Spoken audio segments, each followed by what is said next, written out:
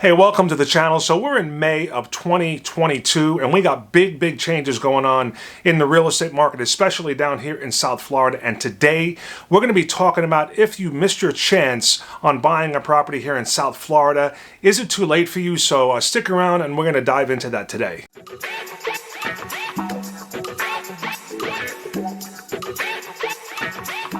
Hey, what's going on, everyone? My name's Zeoli and I'm a realtor right here in South Florida. And if you're looking for a channel that's going to show you what it's like to move to live, and everything about the real estate market here in South Florida, then please consider subscribing to this channel and tap the notifications down below to be notified anytime I go ahead and post a new video. Now, we're getting calls every single day from people just like you that are looking to make a move down here to South Florida and absolutely love it. So if you got any plans on moving down here in the near future or in the distant future, reach out to me by phone, by email, by text, and I look forward to hearing from you, showing you around town, and making your transition down here to South Florida a very smooth one. And without further ado, let's dive into today's video.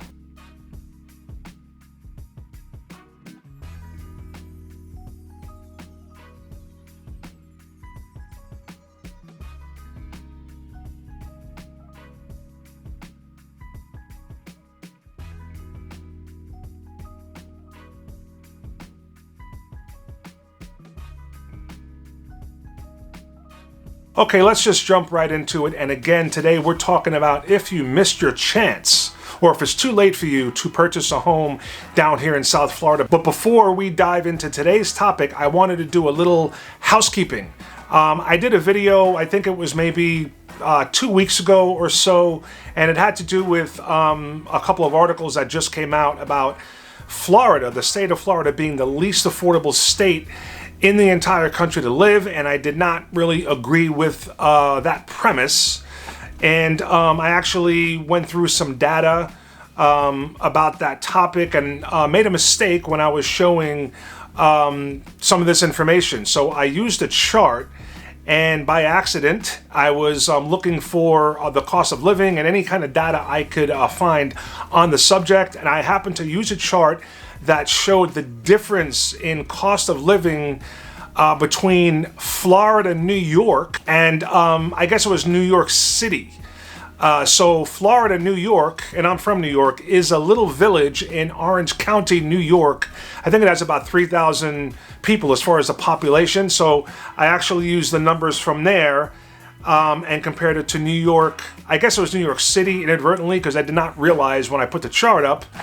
I thought it was from Florida to New York, so my mistake. So the numbers that I gave during that were incorrect, but it does not change at all the point that I feel that that is absolutely not the case, that Florida is not the least affordable state to live. Now again, I'm just going to go real quick through this. I'm not going to get into it in too much detail, but definitely want to kind of show just a little bit of information to kind of back up what I'm talking about. All right, guys, here we are on the computer, and this is the chart that I was using when talking about the affordability between Florida and New York. And inadvertently, I used a chart here that, if you look at the top, it says 2022 cost of living calculator, Florida, New York versus New York, New York. Now, I am from New York and do know that Florida, New York is a small village in Orange County, New York, but did not realize I thought I was using a chart basing this cost of living from Florida the state versus New York state. So all these numbers that I gave as far as the cost of living down here in this chart were incorrect, and I apologize, but in no way does it change my premise that I do not believe that Florida is the least affordable state, especially compared to New York and to California and to Hawaii. So now if we come into this other site here, which is called worldpopulationreview.com, basically this, if you see here, is a cost of living index by state for 2022, and it pretty much lays out the entire country, and everything is color coded down here from lightest color to darkest color. And basically the cost of living index is based on a national average of 100, so anything above that is highest, and anything lower than that would be lowest. So you can see the lowest cost of living as far as the state is Mississippi, 86.1, and Hawaii is 192.9. So basically, if you look at the entire Northeast up here, all of them, Maryland 129, Delaware 108, New York 139, Massachusetts 131, Rhode Island 119, all of them higher than Florida down here, which is 97.9. California is 151.7, Oregon 134.2, and Hawaii is a whopping 192.9. So again, I don't believe that Florida is the least affordable state. I think those articles really should have said, being that Miami's rents have went up so much, if you are renting compared to your income, it would be the least affordable. As far as state to state, nothing that I see can prove that. If anyone can show me any sort of a site like this that actually has stats and sources, if you look at the bottom here, it gives you all the sources that this site gets their data from. Cost of living by state, Census Bureau, average rent by year, monthly expenses, income and poverty, living wage calculator. So it does real median personal income. So it does base income geographically, but very hard to measure because a lot of that goes city by city. But until someone could show me some sort of a site with sources that says that Florida would be the most or least affordable state in the country, I'm still going to hold my opinion. And you know what? It's not going to make a difference to me if it does, in fact, become the least affordable. It's heading that way, trending that way, because things are getting out of hand, especially for rent prices. But again, I'm not going to spend too much time on this. And hopefully that cleared it up. I apologize for mistake. And let's jump back into today's topic about, did you miss your chance buying a home down here in South Florida?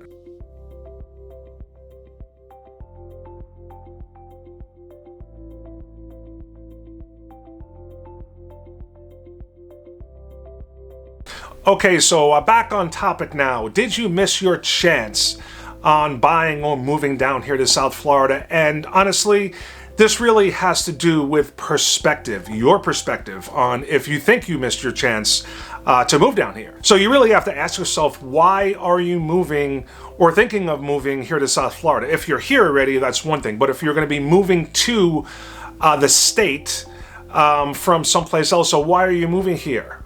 Is it for any sort of speculation, or are you moving here permanently for a job or something like that? Now, back right before our last real estate crash, which was, say, take 2002 to 2006, around that time frame, a lot of people that were purchasing in Florida, specifically South Florida, were purchasing for speculation and more for investment than anything. It was a time when you can get a loan to buy a property without having to, outlay any money whatsoever.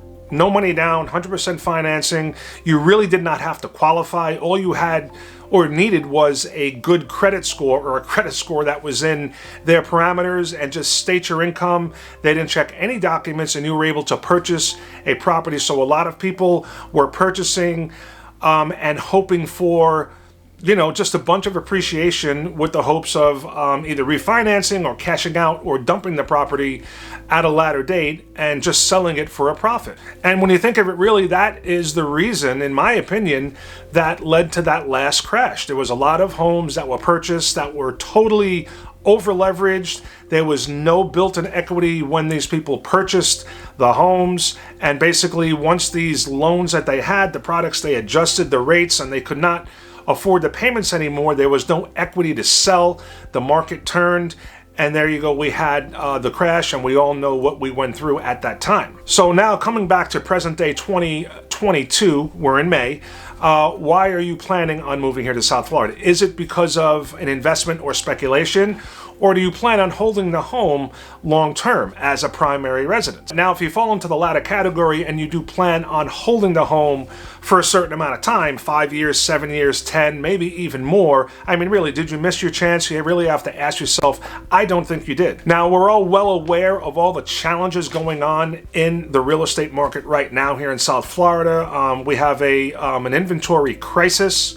Really no homes for sale, way more buyers than homes available. Interest rates are climbing, prices are climbing. So there's a lot of factors that are making it a very tough market, especially for buyers, not only just to get a home, but things in some people's eyes are getting out of hand as far as price, and you might not even be able to qualify anymore for a home due to the fact that prices are still going up and interest rates are going up. Now, for those of you out there that think you might have lost your chance or it might be too late, just remember, there are deals out there every single day. People are buying, sellers are selling, and homes are going under contract every single day. So people are still buying and selling. Now, also remember, we are right in the middle of the spring market heading into summer, and we're seeing signs of a little bit more inventory hitting the market. Sellers becoming a little bit more, I don't want to say flexible, but a little bit less as far as the competition and meeting their demands. So really the question becomes not if you missed your chance or if it's too late, but if it makes sense for you and your family to purchase a home right now based on the prices and on the interest rates. Now, historically speaking, the interest rates are still relatively low, and just the idea of homeownership, it will never be a bad idea for someone to own a home, especially like we just spoke about earlier, or I mentioned earlier, if it's going to be for long term. If it's not going to be for a speculative reason and you're just doing it to try to make a quick buck or something like that. If you're in it for the long haul, if it's going to be something the average family lives in a home for at least 5 to 7 years, I don't really think there's a downside.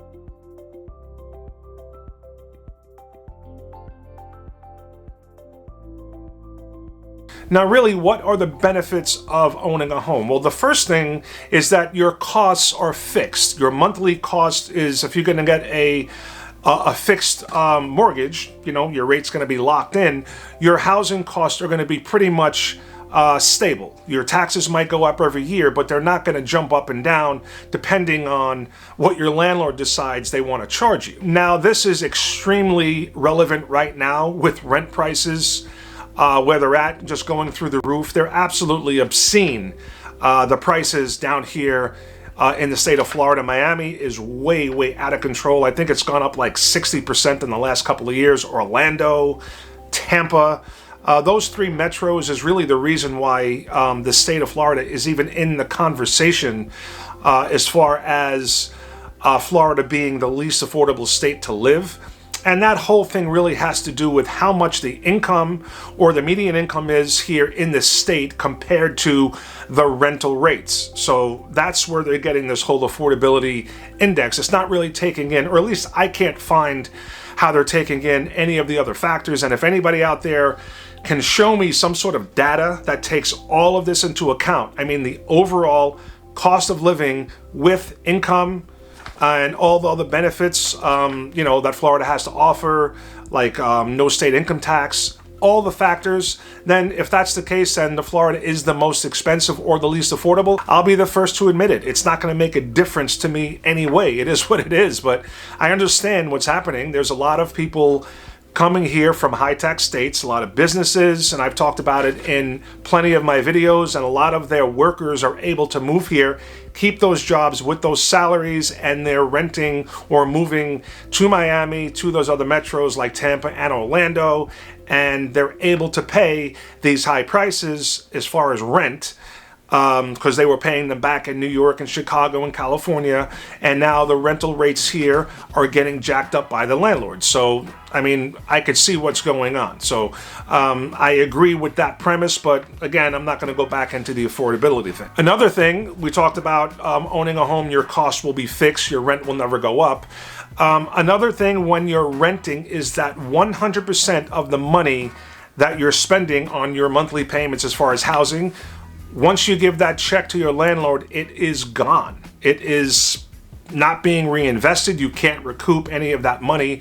It's basically throwing the money out the window because, again, once you hand over that rental payment, it's just gone out of your hands. Now, if that payment went towards a mortgage and you own the property, it would be going towards paying down your principal and building equity. Big, huge difference.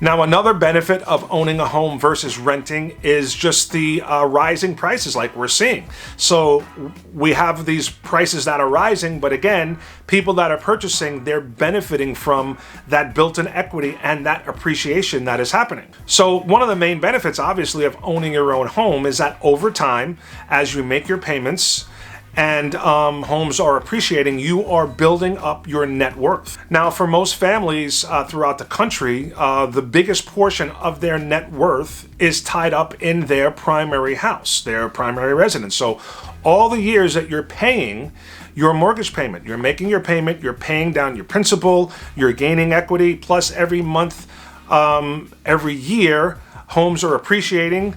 And it's really just building up your net worth. And especially if you think about the last few years, just take the last 3 years, how much have homes gone up in price? As far as just appreciation, it's been a pretty substantial number. I think it's like 15% per year over the last 3 years. So that's 45%. Pretty nice to have that amount of appreciation. And none of that would be possible if you were renting. So making a mortgage payment as opposed to making a rent payment, you can't compare which one is a better scenario. Now, another benefit of owning your own home is taking care of the benefits when tax time comes. So you can claim your interest on your loan. If you have private mortgage insurance, if you do any sort of maintenance on the home, these are things and others, talk to your accountant, that you can take advantage of when it comes time to file your taxes. You cannot claim anything as far as a rent payment on your taxes. So this is another benefit and another difference between giving money away as a rent payment and using that money and paying towards something that is yours, your own home, a mortgage payment that's going towards something that you own. And again, aside from all those things I just mentioned, this is your own home.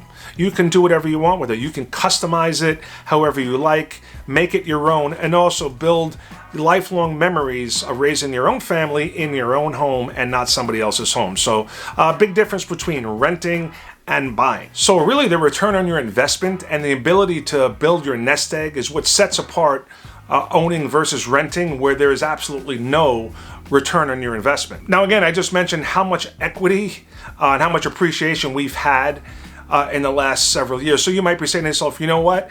Home prices have gone up so much, we're at the top, things are going to be crashing soon, interest rates are just going up. And they might still be going up, and I definitely missed my chance and my opportunity to purchase a home. It's just too late for me. Now, all the data that's out there, all the experts, they're all saying the same thing, that if someone buys right now, they're still going to see equity going up over the years, because as long as there's still a buyer demand and a low supply, nothing's really going to be changing. It might be at a slower pace as far as the appreciation, maybe not 20% per year, but prices are still forecast to go up regardless, because of just the inventory shortage and just the supply and demand. There is still a big demand and we have a low supply. So really what you need to think about is factor in, if you're thinking about interest rates, and if that's another thing with the interest rates, people are making, I'll say people, maybe the media, they're acting like interest rates, they're going up, they're so high. They're only doing that because they're comparing it to where it was a couple of years ago, maybe at 2% or in the 2% range. We're just under 6 right now, and that is actually still a good rate. At some point it was 18 and 20%. So this is still historically a very, very good rate. So don't let that fool you, but you really need to think about it. What is the difference in percent as far as interest rate? Compare that to how much equity some of these people have made over the last year, say last year or the year before that or the year before that. So just factor that in. If you can handle that 1%, in your payment, just think about the equity and the appreciation that you're going to be gaining, added on to everything else we talked about as far as benefits of owning a home. And really think about, what are your options? If you're moving here and you need a place to live, you have two options. Either you're going to rent or you're going to have to purchase. Now, if you can't purchase for some reason, that's one thing. If you know, you're looking at it from the point of, well, I like a certain house and now it's too expensive for me, then, you know, you have to kind of adjust expectations. And no one's really in charge of that but the market. No one really sets the price and no one really can change it.